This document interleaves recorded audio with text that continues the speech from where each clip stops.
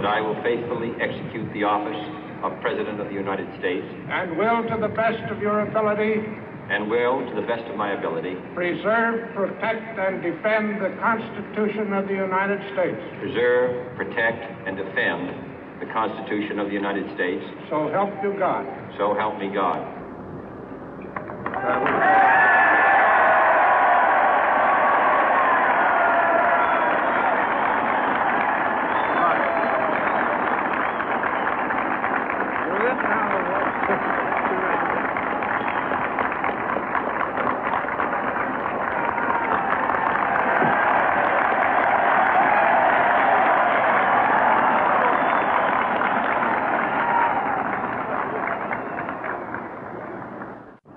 Vice President Johnson, Mr. Speaker, Mr. Chief Justice, President Eisenhower, Vice President Nixon, President Truman, Reverend clergy, fellow citizens. We observe today not a victory of party, but a celebration of freedom, symbolizing an end as well as a beginning, signifying renewal as well as change. For I have sworn before you and Almighty God the same solemn oath our forebears prescribed nearly a century and 3/4 ago. The world is very different now, for man holds in his mortal hands the power to abolish all forms of human poverty and all forms of human life. And yet the same revolutionary beliefs for which our forebears fought are still at issue around the globe. The belief that the rights of man come not from the generosity of the state, but from the hand of God. We dare not forget today that we are the heirs of that first revolution. Let the word go forth from this time and place to friend and foe alike that the torch has been passed to a new generation of Americans born in this century, tempered by war, disciplined by a hard and bitter peace, proud of our ancient heritage, and unwilling to witness or permit the slow undoing of those human rights to which this nation has always been committed and to which we are committed today at home and around the world.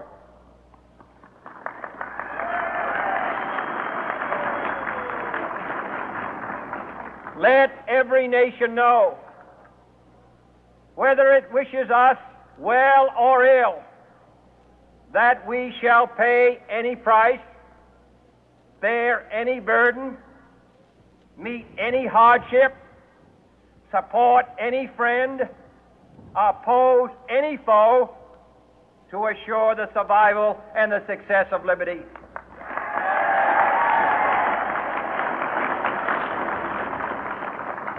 This much we pledge and more. To those old allies whose cultural and spiritual origins we share, we pledge the loyalty of faithful friends. United, there is little we cannot do in a host of cooperative ventures.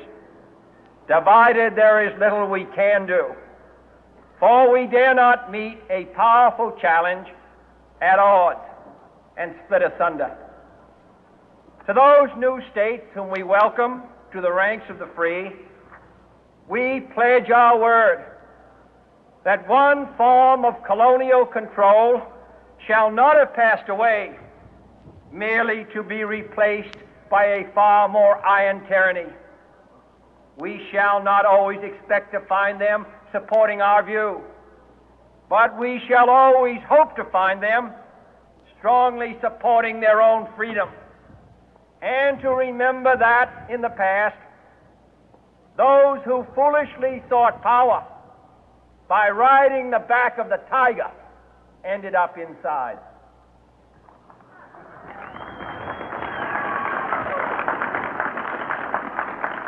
To those people in the huts and villages of half the globe struggling to break the bonds of mass misery, we pledge our best efforts to help them help themselves for whatever period is required, not because the communists may be doing it, not because we seek their votes, but because it is right. If a free society cannot help the many who are poor, it cannot save the few who are rich.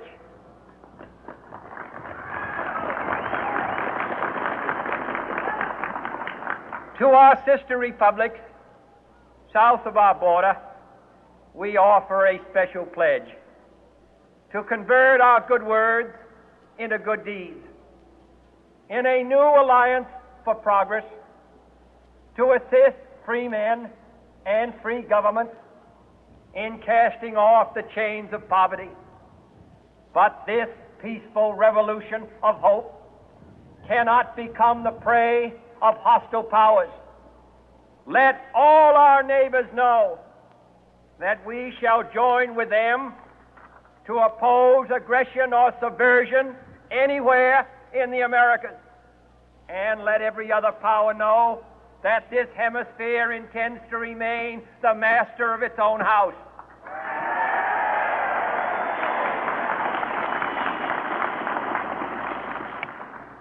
To that World Assembly of Sovereign States, the United Nations, our last best hope, in an age where the instruments of war have far outpaced the instruments of peace, we renew our pledge of support to prevent it from becoming merely a forum for invective, to strengthen its shield of the new and the weak, and to enlarge the area in which its writ may run. Finally, to those nations who would make themselves our adversary, we offer not a pledge, but a request that both sides begin anew the quest for peace. Before the dark powers of destruction, unleashed by science, engulf all humanity in planned or accidental self-destruction, we dare not tempt them with weakness, for only when our arms are sufficient beyond doubt can we be certain beyond doubt that they will never be employed. But neither can two great and powerful groups of nations take comfort from our present course, both sides overburdened by the cost of modern weapons, both rightly alarmed by the steady spread of the deadly atom, yet both racing to alter that uncertain balance of terror that stays the hand of mankind's final war. So let us begin anew, remembering on both sides that civility is not a sign of weakness, and sincerity is always subject to proof. Let us never negotiate out of fear, but let us never fear to negotiate.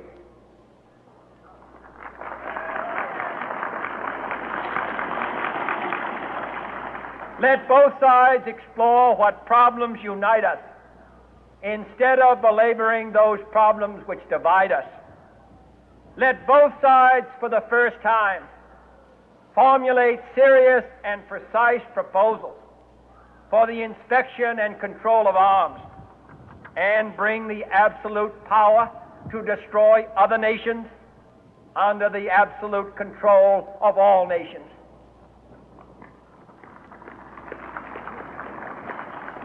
Let both sides seek to invoke the wonders of science instead of its terrors. Together, let us explore the stars, conquer the deserts, eradicate disease, tap the ocean depths, and encourage the arts and commerce. Let both sides unite to heed in all corners of the earth the command of Isaiah to undo the heavy burden and let the oppressed go free. And if a beachhead of cooperation may push back the jungle of suspicion, let both sides join in creating a new endeavor, not a new balance of power, but a new world of law, where the strong are just and the weak secure and the peace preserved. All this will not be finished in the first 100 days, nor will it be finished in the first 1,000 days, nor in the life of this administration, nor even perhaps in our lifetime on this planet.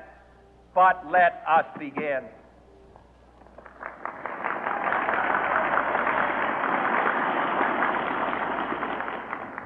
In your hands, my fellow citizens, more than mine, will rest the final success or failure of our course. Since this country was founded, each generation of Americans has been summoned to give testimony to its national loyalty. The graves of young Americans who answered the call to service surround the globe. Now the trumpet summons us again, not as a call to bear arms, though arms we need, not as a call to battle, though in battle we are, but a call to bear the burden of a long twilight struggle, year in and year out, rejoicing in hope, patient in tribulation, a struggle against the common enemies of man, tyranny, poverty, disease, and war itself. Can we forge against these enemies a grand and global alliance,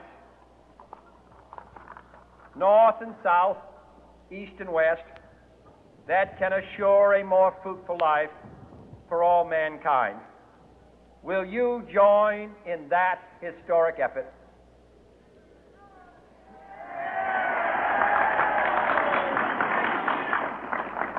In the long history of the world, only a few generations have been granted the role of defending freedom in its hour of maximum danger. I do not shrink from this responsibility. I welcome it.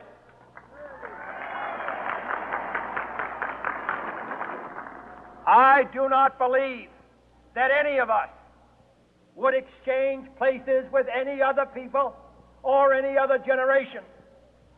The energy, the faith, the devotion which we bring to this endeavor will light our country and all who serve it. And the glow from that fire can truly light the world. And so, my fellow Americans, ask not what your country can do for you. Ask what you can do for your country.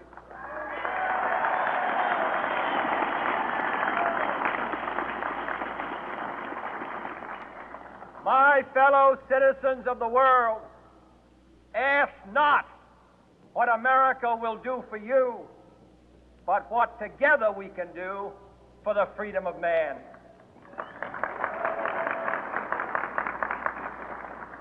Finally, whether you are citizens of America or citizens of the world, ask of us here the same high standards of strength and sacrifice which we ask of you. With a good conscience